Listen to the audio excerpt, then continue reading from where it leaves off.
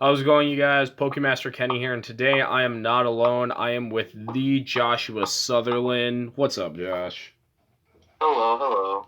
Good to see you all. Whoever's watching on YouTube.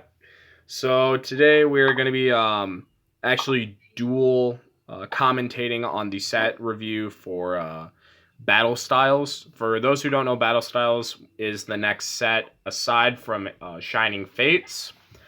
And this actually looks like a promising set to me. Not only to clean up the mess that PTCGO has made with ADP and Zacian, but it also brings some innovative and creative deck building when it comes to the majority of the cards in this set. We're going to be looking at really evolution Pokemon, or Pokemon that look like they could become viable in the meta. So I'm not going to read off every single card because, as you can see with this Cacnea, beat for 20, pretty self-explanatory for one. And two, the evolution is probably the most relevant one. Now, while I yawn really quick, Josh, how about you tell the audience who you are and why you're relevant? Okay, yeah, so I'm Joshua Sutherland. I've been playing Pokemon for probably about 7 or so years now. Something like that. My accomplishments in the TCG IRL are day 2 at, I guess I should say for this past season before the pandemic ended, were a top 32 at Daytona, top 128 at San Diego, top 64 at Knoxville, and top 128 in Atlantic City. And then I also am ranked 29th in North America with 2 Worlds invites. Nice.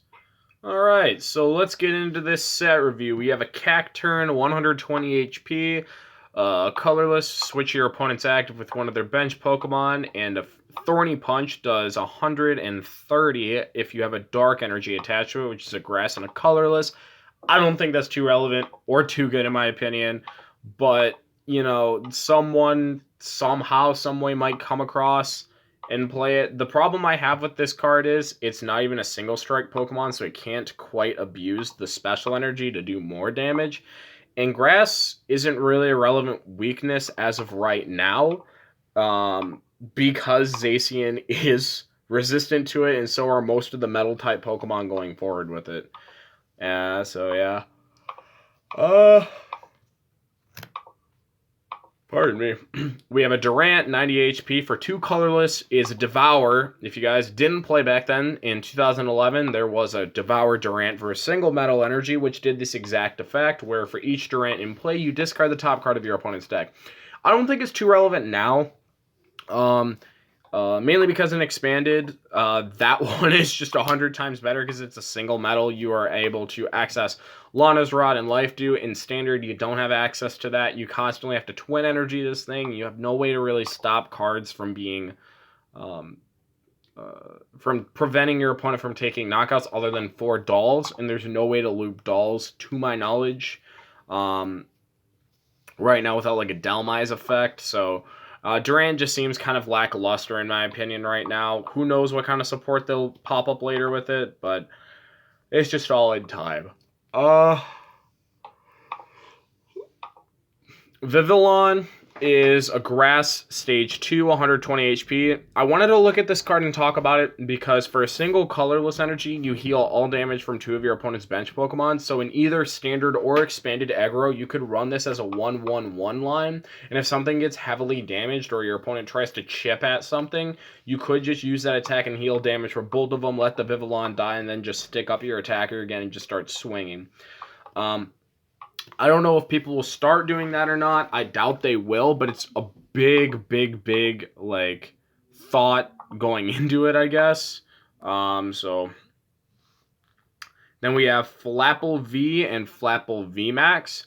Flapple V has 190 HP, is for a single grass energy, you do 20, and during your opponent's next turn, the defending Pokemon's attack cost is 2 colorless more. A simple switch fixes that issue, unfortunately.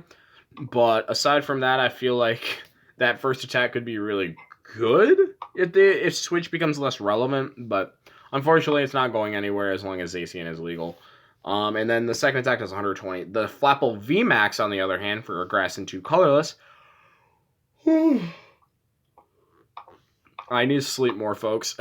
For a grass and 2 colorless, it does 250, but minus 10 for each damage counter on them. For 3 energy, 250 is pretty solid.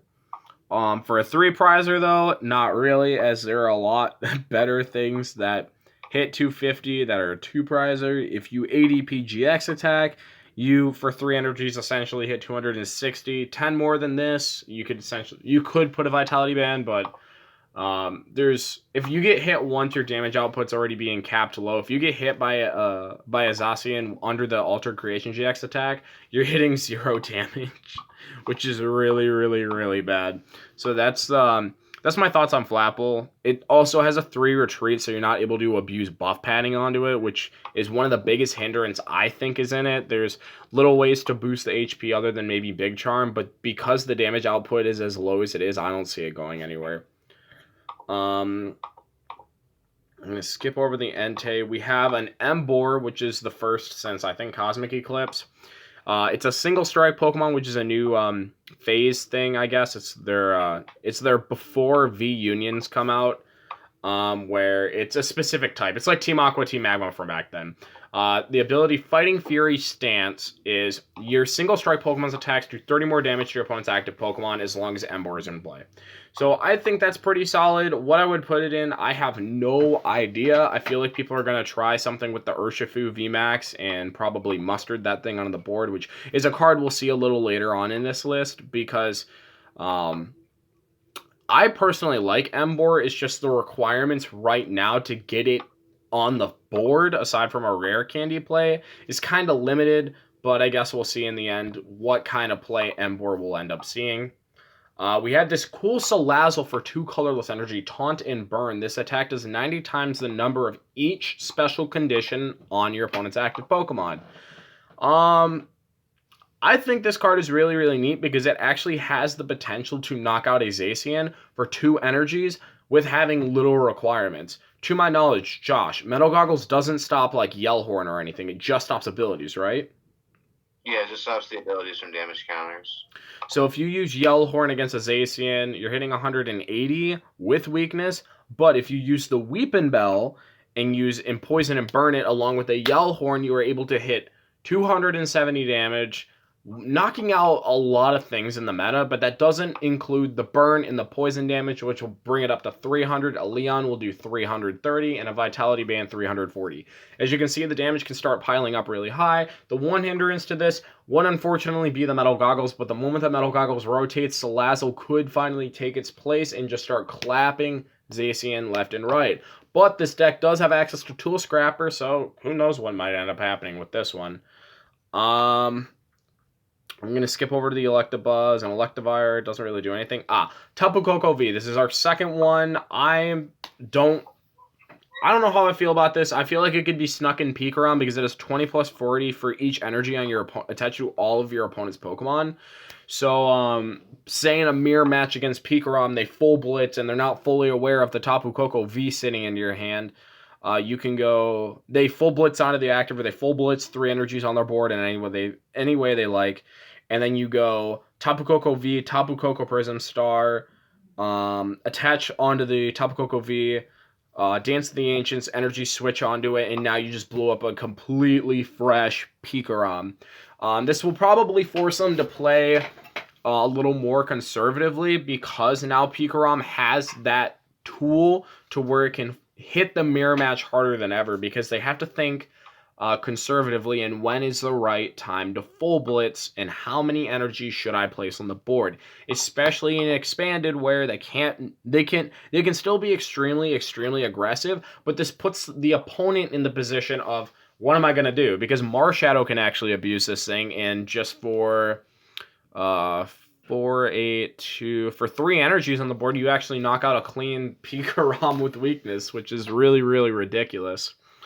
So I feel like Tapu Koko V is really neat in Pikarom. Anything else, I'm not sure. I don't know if it could be its own standalone deck, but we'll end up seeing. Tapu Koko VMAX is the reason why I think it can't be a standalone deck, because it does 180 for 2 lightning and a colorless, but if you're behind on prizes, your opponent's paralyzed.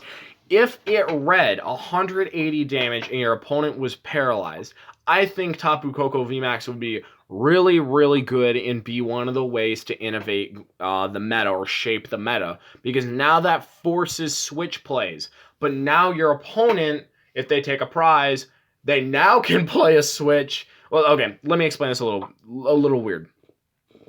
So per se that if you paralyze them sooner than after they take a knockout, it's easier to win the game that way and lock something in the active because they only have access to so many switching cards up front. They're either going to use them to get the ADP out, they're either going to use it to switch as Asian, or they're going to use it in order to reset an attack. So, or get out of a special condition. With Tapu Koko V, if you're behind on prize cards, they've already taken a couple prize cards to potentially end the game faster, which makes the attack a little less relevant because they probably still have a ton of switches left. If it read where they can just paralyze it immediately, we wouldn't have this problem, and I think Tapu Koko V would be a lot better. So that's my biggest hindrance on Tapu Koko VMAX and why I think the V is a lot better and why it can't be a standalone deck, but somebody along the lines is probably going to prove me wrong. So, what are your thoughts so far on these cards, Josh? I mean, you said everything pretty accurately. Like, I don't have anything to add in right now. So, gotcha. If there is a card that you want to put your input on, just let me know. Yes, sir. So then we got a Yamper, which has an ability called Fetch the Ball. I love that name and I love the art for it. So when you play this card from your hand onto your bench, you may search your discard pile for a Great Ball and a Pokeball, which will pair with a Galarian Mr. Rhyme coming up soon. I love this art. I love this Pokemon. Unfortunately, I feel like the archetype is a little slow, which is kind of ridiculous because you think it has all the ball cards in the world, but how is it inconsistent? How is it slow? I'll talk about that in a later video when I actually build the deck and profile it. I'm going to start profiling starting Monday, the 18th, of single strike decks. So stay tuned for that. Bolton's a little interesting. For a single lightning, you prevent your opponent from retreating, but the second attack does 130, but if he has any damage counters already on it, the cost is a lightning. Expanded, it could be cute. You take a rainbow energy and you kill it. But, I don't know. In standard, you could play Spike Muff and take 20, do 130, and that's about it. I don't know. There's nothing really too exciting about the Bolton. I just think the effect is cute. Passing the Spoink, the Grumpig, the Slowbro, or the Slowpoke, the Chimecho, the Esper. The Meowstic. So the Meowstic has an ability where, as long as it's on the board, once during your turn, you may move one damage counter from one of your Pokemon to one of your opponent's Pokemon. I believe that was Banette GX's ability? Was that or was that not? Shady movement? Oh, yeah, it moves one damage counter from your side of the board to their side of the board. Okay, that's what I thought it was. I couldn't remember if it was like your board or like just switching damage counters around the board. I don't know how relevant this will be for the most part. I don't think there's anything that can really abuse Meowstic right now. The reason why Banette was played in Zoroark was to counter Baby Buzzwole and all the other fighting decks. Meowstic, unfortunately, does not have that really good attack along with the GX attack, which makes it significantly worse in just a bench sitter. So the ability is really the best thing going for it, but will it be relevant? Probably not. We'll see it along the lines, though, because time will tell. We have the first Mimikyu V. I love it, but it is bad. So Mimikyu V has the ability Dummy Doll. You may play this ability once during your turn. When you play this card from your hand onto your bench, until the end of your opponent's next turn, you prevent all damage done to this Pokemon by attacks from your opponent's Pokemon. 160 HP, weak to dark, 2 retreat. And the attack is you put 3 damage counters on your opponent's active Pokemon for each prize card your opponent has taken. So, in my head, I can picture like a spread deck. I can picture an aggressive psychic deck, which there really isn't one right now because of Malamar being rotated. But that's all I can really see. And then when they get down to like 1 to 2 prize cards, you start dropping the Mimikyu Vs, and then you start cleaning up knockouts from there. Because you've hit your opponent so hard that you just go Envying Eyes, put 3 damage counters, they're knocked out. They can't hit you. They have to find a boss. If they don't find a boss, or if you don't have another way around the Mimikyu, you just kind of win from there. My biggest issue with it is there is no recovery cards to pick Mimic UV up into your hand. So when it's down, it's down. You can never recover it. In Expanded, you can play things like AZ, you can play Acerola and Rainbow Energy, but Silent Lab is in effect. Garbodor is there. There's plenty of cards to stop it in Expanded, and along with Pokemon Ranger actually doesn't stop this card, so I guess we'll see with the progression of Mimic UV and the meta going forward, though. We have a Primeape, which for 2 fighting energies, you do 50 times the number of each of your bench Pokemon with any damage counters on them. How I immediately think of this is I think Spiritomb now has a new partner in order to take out Eternatus, because Eternatus was a very difficult matchup for Baby Spiritomb in the first place. People like Gabe Shumway and myself were playing Terrakion. We were trying to find cute ways around it because Terrakion did something extremely similar to Primeape, except it did like 300 damage if all of your bench Pokemon had damage counters on them. Primeape is 50 times the number of each of your bench Pokemon damage counters on them. So if 4 of your bench Pokemon have damage counters, you are knocking out an Eternatus, which is just all 4 Spiritombs hitting the board and using their ability. So I think that's kind of cute. You can also abuse Karate Belt and Aurora Energy with this thing. So will it be relevant in the meta? Probably not. Maybe I'm just like preaching to the choir, thinking that this card is okay or solid in a specific deck, and then it just never ends up getting played. But we'll see. Gliscor's not that great. We have a new Colossal, 180 HP for Retreat. Coal Cannon, which does 90 times. You flip a coin for each energy attached to it, and you do 90 times the number of energies attached to Colossal.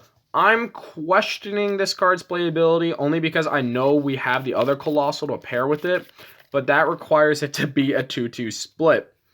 We do have access to triple acceleration energy, so you can instantly do 270 if you flip 3 coins. But if you wanted something like there might be a Bronzong. If I reread what the Bronzong does, you could play it along with Zacian and the Metal Saucer, and then move the metal energies onto the Colossal. So that might work, but I'd have to reread the Bronzong, which is also on this set, and we'll be going over a little later.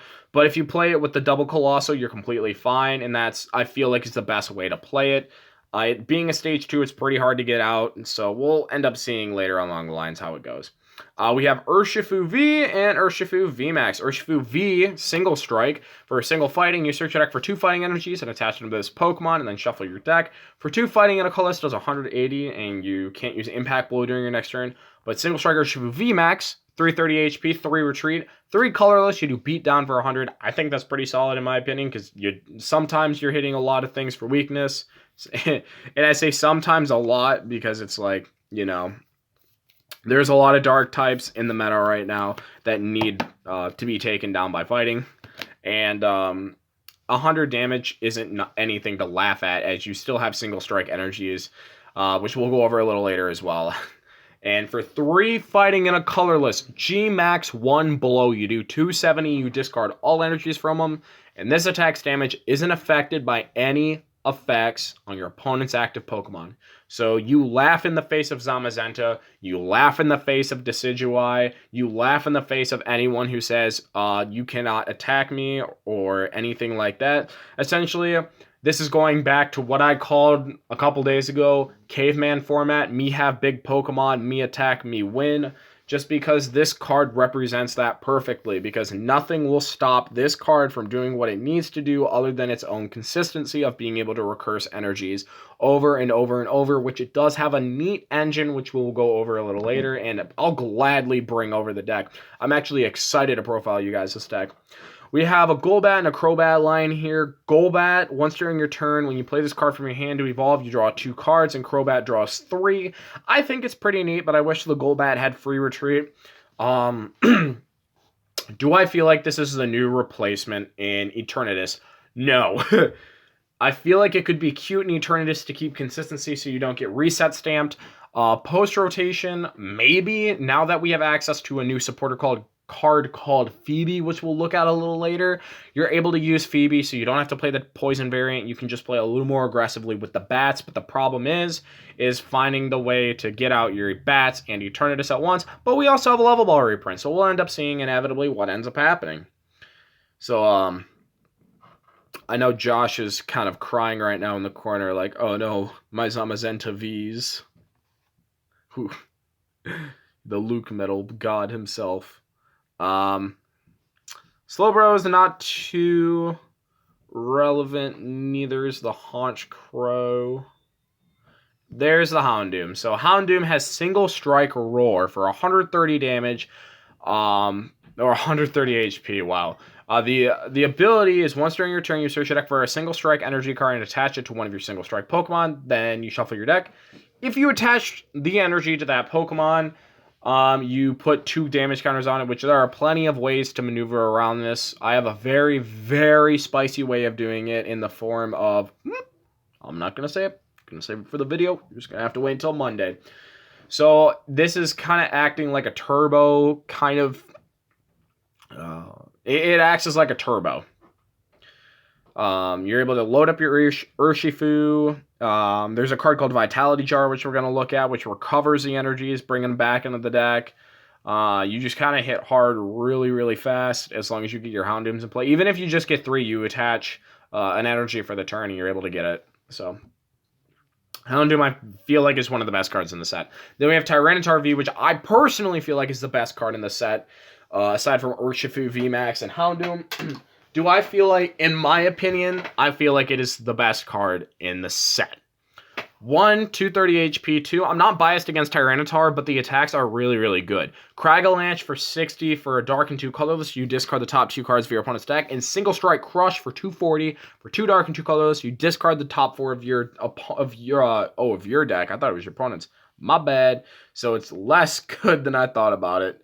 So Cragalanche will discard the top 2 of your opponent's deck. But because you're able to use Cragalanche, you are able to mill their top decks while you hit them really, really, really hard, because you do have access to single strike energies. If you pop all 4 of them on, you're doing plus 80, which means you're doing 140 for every single hit. You can play things like Yell Grunt, Crushing Hammer in order to bounce away their energies. So it's really, really cute. Single Strike Crush can also come in handy when you need to Oko things like Zacian. Discarding the top 4 cards of your deck might not be relevant by the end of the game, but, you know. So I retract my statement from earlier saying I think it's one of the better cards in the format, or one of the better cards in the set. I feel slightly embarrassed, but we're going to continue on with the video anyways, because I thought it said top 4 cards of your opponent's deck, so I've been playing it wrong. More Pico's kind of bad. Bronzong, here we go. So it says, as often as you like during your turn, you may move a metal energy from one of your Pokemon to another one of your Pokemon. So that's exactly what I wanted to see. You could end up playing this in like a Zacian build with Luke Metal, along with Copperajah VMAX. You could play it with the Colossal, like I was saying earlier, but it might be a little problematic because you are relying on a stage 1 staying on the board, a stage 2 staying on the board. Like, all these little things really just kind of staying on the board. This thing could also pair with Corviknight VMAX, which we'll see a little bit later. But I feel like Bronzong has unlimited potential, in my opinion. Will it see play? Yes, 100% it will see play by the end of this. Or by the start of when this card gets released. I think it'll be like a $3 rare, and then it'll drop down in price, and then spike back up. If there's a pre-release promo for it, it's gonna get up there. But I feel like it's one of the best cards to be printed in this set. I'm also gonna be probably doing a top 10, so top 10 cards from this set. So stay tuned for that. The Aegis Slashes, I don't really want to look at because they are reminiscent of the X and Y one. The X and Y one sucked, and these kind of do too. You can switch in between them. Anything. It's kind of like Ninja Boy, but they switch with each other for different forms. One does 70 and prevents all damage done to this Pokemon by VMAXs, which can be Phoebe'd around easily. And then Full Metal Blade does 210, discard 2 energies. Doesn't even knock out a Zacian so it's just kind of lackluster. If it was like 2 Metal and did 210 for a stage 2, I think it'd be really, really good. But 3 metal, I feel like, is a bit of a slope. Licky Licky is really interesting for 3 colorless energy. Your opponent discards the top 3 cards from their deck, or they can choose 3 cards from their hand and discard them. There is a little bit of a loophole that they can do. If they play a Rangaroo, they can just stick the card from their hand that they want to keep for the next turn and put it on top, and then choose to discard the cards from their hand. And if they have 0 cards in their hand, they're just going to draw into the next card with the Rankaroo that you just put on. So you're not really stopping them unless you find a way to discard cards off of their top deck with a different card, which you could play Chip Ice Axe to prevent situations like that. But even if they have 0 cards in their hand and they're drawing bad, they're always probably going to ask you or tell you to discard the 1 card until they finally draw out of it, which is what I believe is the worst part about the Licky Licky, is you're giving your opponent that option. So with Stoutland V for 3 colorless, for 3 colorless, you do 40 damage, and if the defending basic Pokemon is knocked out by damage from this attack, you take 1 more prize card. This was actually brought up to my attention by Ryan Ferry, because we were actually talking about it a little bit. He wants to play an Rillaboom. I feel like it has a home in Rillaboom more than any other deck. You could play it and expand it as a one-of in like Marshadow type box decks, because with the, let's see, Muscle Bands 120, if you, I don't know. There's a few things that you could throw Stoutland in. You can even throw it in Baby Blondes if you need to clean up a knockout that you couldn't in any welder deck, really. The attack for 4 colors does 200 and then does 30 to itself. So Stoutland's a little lackluster because of that 40 damage. I bet if it was like 60 damage, I feel it could be a lot better. But there is a reason why they chose to do 40, and that's to prevent donks. Because 60 HP is really relevant, 70 HP is really relevant, which a Vitality Band can fix that. And then a welder attach will be able to completely just fix everything. And if it's a basic Pokemon going second, you get donked. Which I don't personally understand, because there are a lot of other decks that can donk you. I got donked last night playing Decidueye Obstagoon. I went 0-2 drop. So, let's see. Escape Rope got a reprint. Fine and dandy. Vitality Jar, that's the one I was talking about. Choose 2 single strike energy cards from your discard pile and put them into your deck. Really, really solid card. It's like a special charge, but you get your most powerful ones back, guaranteed. So there's not really much I should say about that card other than that. Camping Gear is interesting. If you play this card, your turn ends, but you search your deck for any card you want. I could see it being played in like stall/mill decks if they ever resurface again in standard. And expanded, you could just play Steven's Resolve, honestly. You get 3 cards and it ends your turn, but if you don't have access to it and you want to play a different supporter card like Team Flare Grunt, you're not doing anything else. You could play it as like a pseudo, I guess, Tropical Beach. Because Tropical Beach, while it does draw your hand up to 7, Camping Gear will guarantee the card that you want going forward. So I don't know. I don't think Camping Gear would be the best in expanded, but in standard, if there ever comes a control deck, this could be a viable option. A single strike scroll, Raging Scroll, is if it's attached to one of your single strike Pokemon, you can use the attack of this. For single fighting, you do 10 plus 10 for each damage counter on this Pokemon. Cute. That's all I'm gonna say. It's cute. Nothing really special about it. EXP Share gets a reprint. Bruno, you shuffle your hand in your deck and draw 4. If any of your Pokemon were knocked out during your last turn, you draw 7. I put this on my article where I wanted a card like this to be reprinted. Unfortunately, it didn't pick up the exact Cynthia's Feelings reprint where it would be 8 cards instead of 7. But this works. This works. Bruno's okay. It's all dependent on what exactly you throw it in. Back then, people, because they didn't want to play Shauna, would play Professor Birch's Observation to try and get 2 extra cards out of it. So I don't know. This could be kind of that situation where people play it as a 1 or 2 of, maybe even a 3 of at some point. I don't personally know, but we'll see it. Phoebe, this is the card I was talking about. During this turn, damage from the attacks of your Pokemon VMAX aren't affected by any other effects on your opponent's active Pokemon. Goes through everything like I was stating earlier. That's really all there is to it. It's a Pokemon Ranger for everything as long as you're attacking with a VMAX. So, there you have Mustard Single Strike Stance. You can only play this card if it's the last card in your hand. Sound familiar? Search your deck for a single strike Pokemon and put it onto your bench and draw 5 cards. So like I was saying earlier, this is how they get the Emboar out. You can search it from deck instead of the discard pile, but it also comes down to if you end up prizing it, this card is dead. I don't believe you draw the 5 cards if you didn't search a single strike Pokemon. I believe the card just fails, but don't quote me on that. So the risk is you might draw into the Emboars and you might have to discard them. You might not have a way to put them back into the deck, and you have to dump your hand down to where it is the last one, which I get. There are tons of cards that do that, like Pokemon Communication, Quick Ball, and Duskull from Cosmic Eclipse, but it's just the sheer factor that you built your deck around consistency, and then you had to play this in order to get the Emboar out. But this is the most viable way of getting out the Emboar if you really wanted to play it. Tower of Darkness, I think, is interesting, but we need more single strike Pokemon in order to incorporate with it. The Stadium says when you discard a single strike Pokemon or a single strike card from your hand, you draw 2 cards. It's kind of like trade.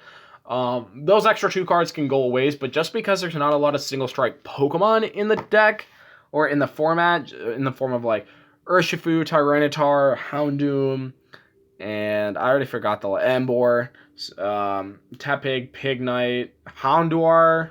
So, I don't know. I guess it could be interesting, but Tower of Darkness, in my opinion, is like a mediocre card at best.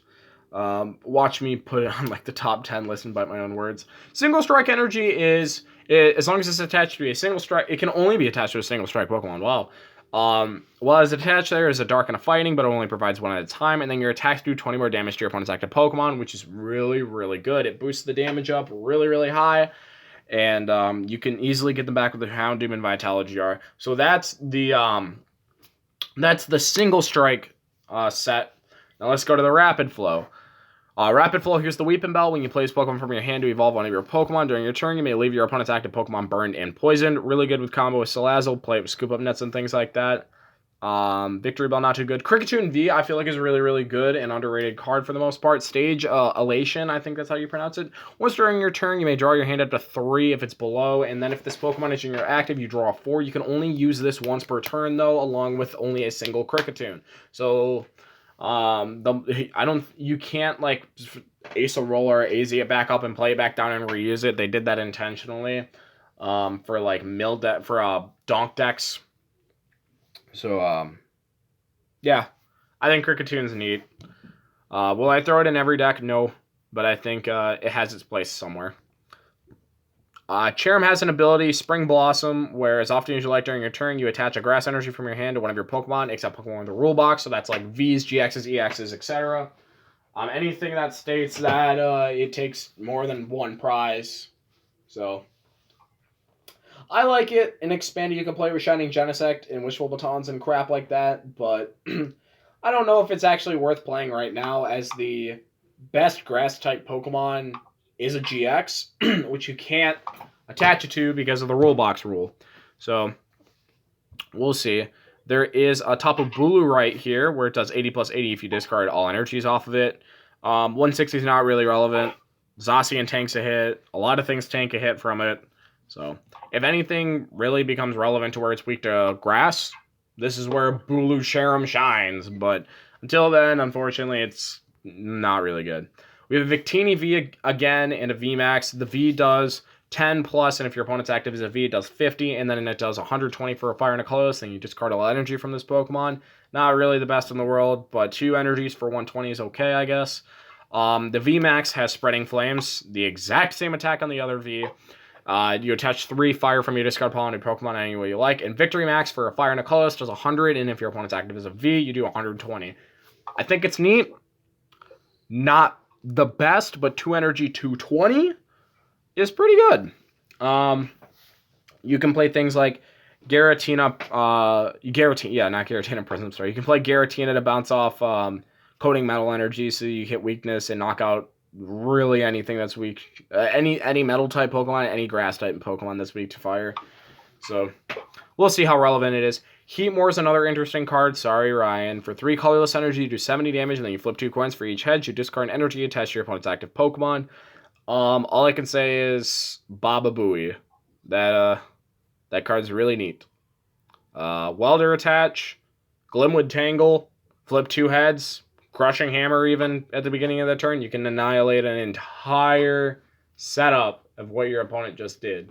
So you'll have it. I like cards like this, but the sheer factor that you can hit double tails and nothing happening is what scares me. Even hitting one heads is kind of but Crushing Hammer is a card for a reason in most decks, so denying that one energy is really good. But the biggest difference between this and others is, or Crushing Hammer, is this card is attached to your active, so you can't really target it anywhere. So if somebody's playing Chicken or Possum, they can just keep their Pokemon on the bench, wait for you to hit a Crushing Hammer, run out of Crushing Hammers, and then that's it.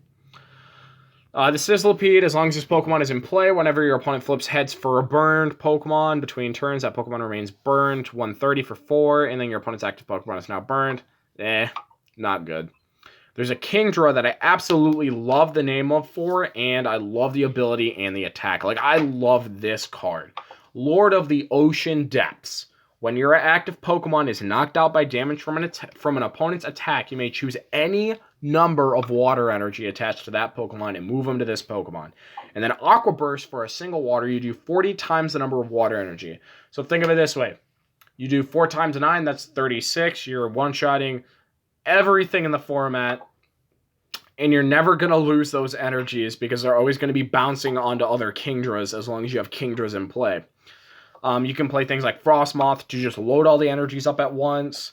I'm not sure if you'd play any energy recovery just because you're able to consistently bounce them onto Kingdras. So that's how I look at it with I think Kingdra's a really, really neat card, and I think it could sneak its way into the meta somehow the moment that ADP gets rotated or banned, depending on what it is.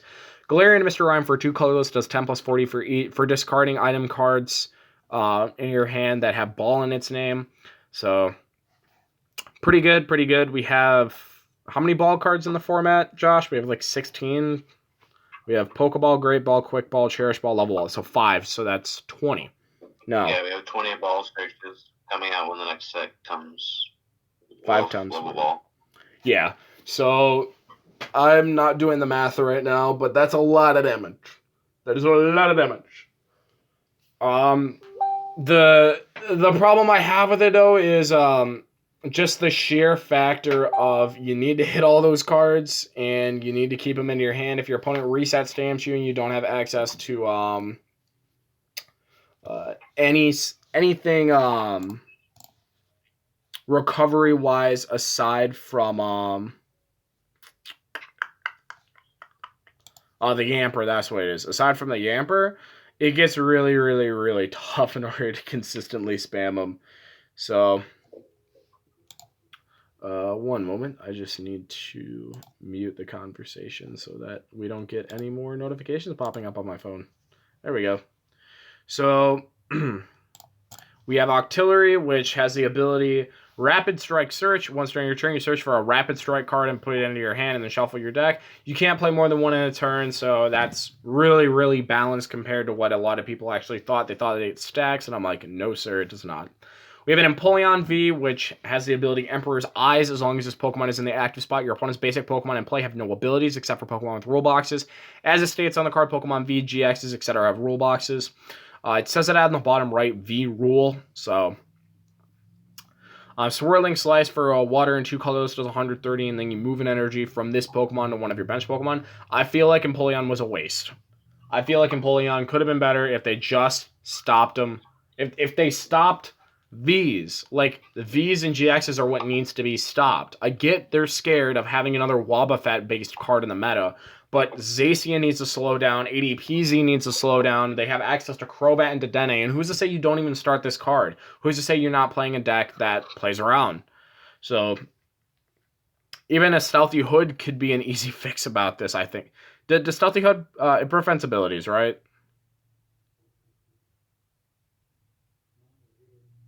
I think so.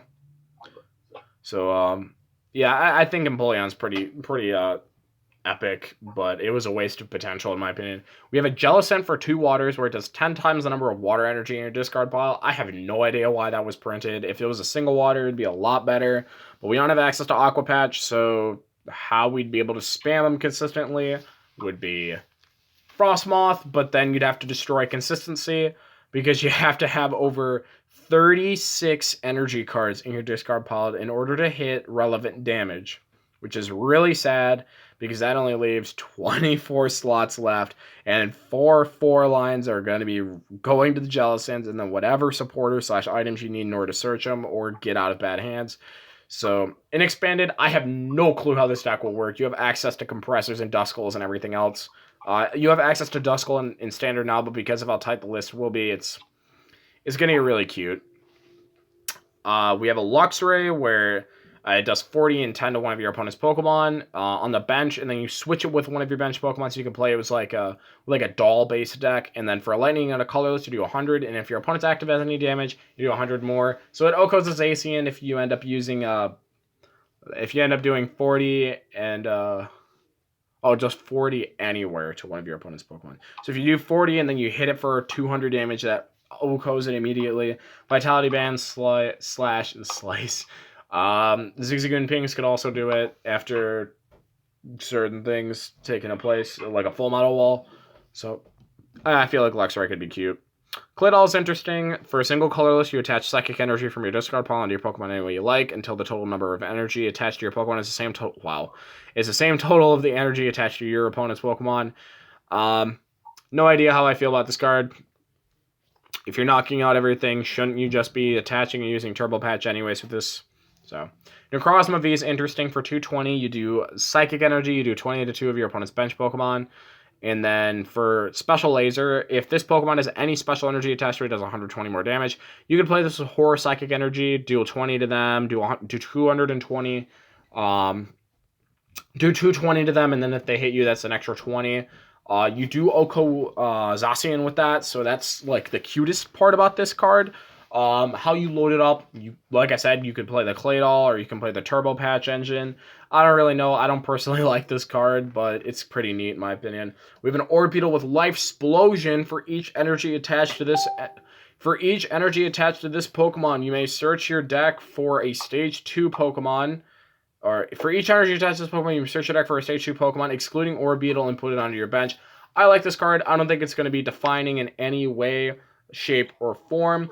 But I feel like Orbeetle is one of those cards where it is fairly solid, could be pursued in the meta forward, and it can be aggroed onto because there is a Grass Dollar and a Grass Blitbug from Sword and Shield base, if I remember correctly. So you're able to get it on. And Desi's here. Yep. He's Kenny and his friend. Going down the list. There's a Mind Shell from this set. For fighting in a colorless, you do 90 damage and your opponent's active Pokemon is now confused. Then you shuffle this Pokemon and all cards attached to it into your deck. I feel like if it was like the spinning turn one where you put it back in your hand, it could be a lot better, but unfortunately, it's not the best. Sandaconda is really, really cool, and I really like this card. For a single fighting, you discard the top 6 cards of your deck, and for each fighting energy you find there, it does 60 times. So if you hit all 6 energies, that's 360 damage right there for a single energy.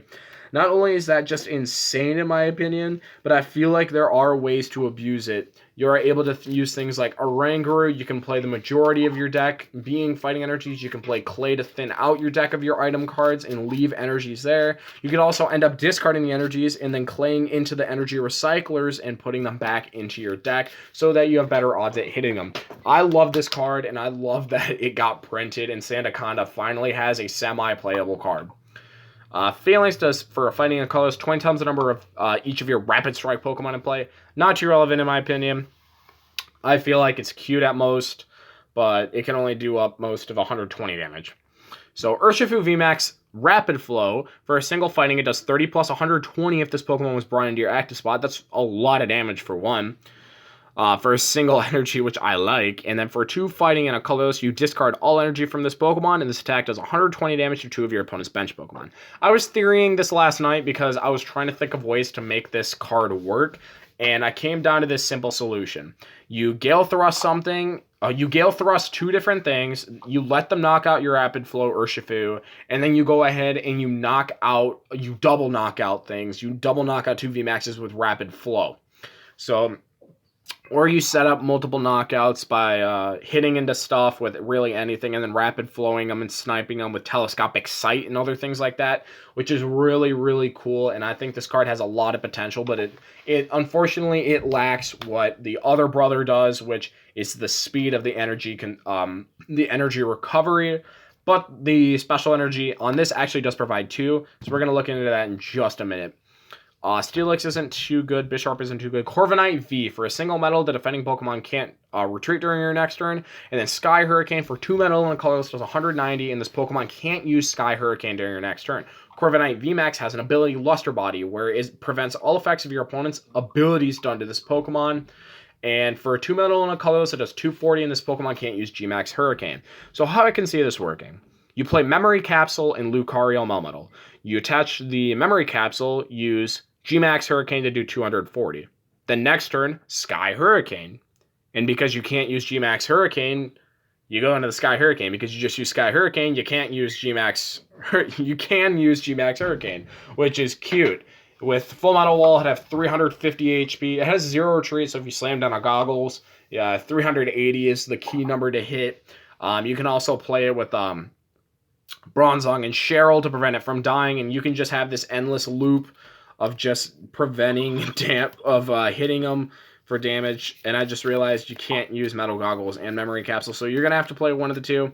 But I feel like the Memory Capsule is the cuter way to do things, and I feel like it's one of the better ways. I don't know. I'll go over... I'll profile that deck. I'll make something with it. Purugly's bad, Buffalont's bad, Indeed's bad. Billing Fan. Return a special energy attached to one of your opponent's Pokemon at the bottom of your opponent's deck. I think it's cute. I think it gives stall players a new toy to play with in Standard. But like I said, there's not really a big relevant mill/control deck in Standard to where it could benefit off of it. So that's where I kind of draw the line of it's mediocre at best. Energy Recycler, Level Ball, get reprints. Tool Jammer is a new tool where as long as it's attached to the active spot Pokemon, all Pokemon tools attached to your opponent's active Pokemon don't do anything. So why not play Tool Scrapper? Tool Jammer could be cute, but Tool Scrapper I feel like is just infinitely better. Tool Scrapper can get rid of the tools immediately and permanently. Tool Jammer relies on you being in the active and your opponent actually having the tool on their active in order for it to work. So I feel like an Azacian Mirror, I guess you could slam it onto them so that they can't have an air balloon turn, but all it takes is for them to Tool Scrapper and you get around it, and then you get around it by your own Tool Scrapper. Rapid Strike Scroll, Whirlpool Scroll. The Pokemon this card has to be attached to a Rapid Strike Pokemon, but for a fighting in 2 colorless, you do 30 damage to each of your opponent's Pokemon. Again, this is another cute way to spread damage so you can close out games with Urshifu VMAX. Oh, and Mike Gibbs has decided to join. Hello. Hello. So, Mike, he's recording a video, buddy. Oh, I guess he left. Okay. Poor Mike. How many cards you got left? I got like 5. Okay, finish it up and then tell him to come back. Corinna's Motivation. Draw cards until you have 6 in your hand. There was a Bianca. Bianca was pretty solid. Back then, it actually won in Worlds with that Darkrai deck in the junior division. So who knows what Corinna's Motivation might do now with this format. We don't have anything like Cynthia. We have Marnie. So in order to keep cards in your hand, you can now use Corinna's Motivation to draw up. So Mustard Rapid Strike Stance. You put a Rapid Strike Pokemon from your discard pile on your bench to draw 5 cards. I don't think there's a Stage 2 Rapid Strike Pokemon that's really, really beneficial to where you actually need to play this card. But then we've got the last 3 cards in the entire set. Cheryl. Heal all damage from each of your evolution Pokemon. To discard all energy attached to the Pokemon healed in this way. You can go around it with Bronzong. Heal all the damage off the Pokemon. And then you move them around back with Bronzong's ability. So, with Tower of Waters, now it's a stadium card. I feel like Cheryl was a card that unnecessarily needed to be printed. That card did not need to be printed, and it just made a bunch of evolutions a lot better. But they are still Unga Bunga big Pokemon. So, they're big GXs, big Vs, which prevent smaller Pokemon from actually doing relevance in the format. Tower of Waters, the retreat cost of each of your Rapid Strike Pokemon is 2 colorless less. I believe that gives the Urshifu free retreat. Because Urshifu has 2 retreat? Yep. So it gives Urshifu free retreat. Interesting. And then Rapid Strike energy, while it is attached to a Rapid Strike Pokemon, it provides water and a fighting, but only provides 2 at a time. So it's a DCE for that. I didn't see a single way that you could actually accelerate energies onto this thing. So with the other brother, it's able to outspeed you completely and just strike them. You could play things like Turbo Patch in order to accelerate the energies back onto it. There might be some other cute ways that you can accelerate energy. But both Urshifus are good in their own right, and this set has proven its worth to be a very good contender and meta shifter. So I thank you guys for watching. Please subscribe and like for more content. I'm doing a giveaway at 200 subscribers, so I would like to say that right now. I'll be repeating it in my next couple videos. If we reach 200 subscribers by the beginning of February, we will be having a surprise giveaway. Well, the prize will be the surprise. But it's not fake. It's not going to be anything like stupid in the giveaway. It's actually going to be something worth relevance. So if you guys aren't subscribed, do that already. And until next time.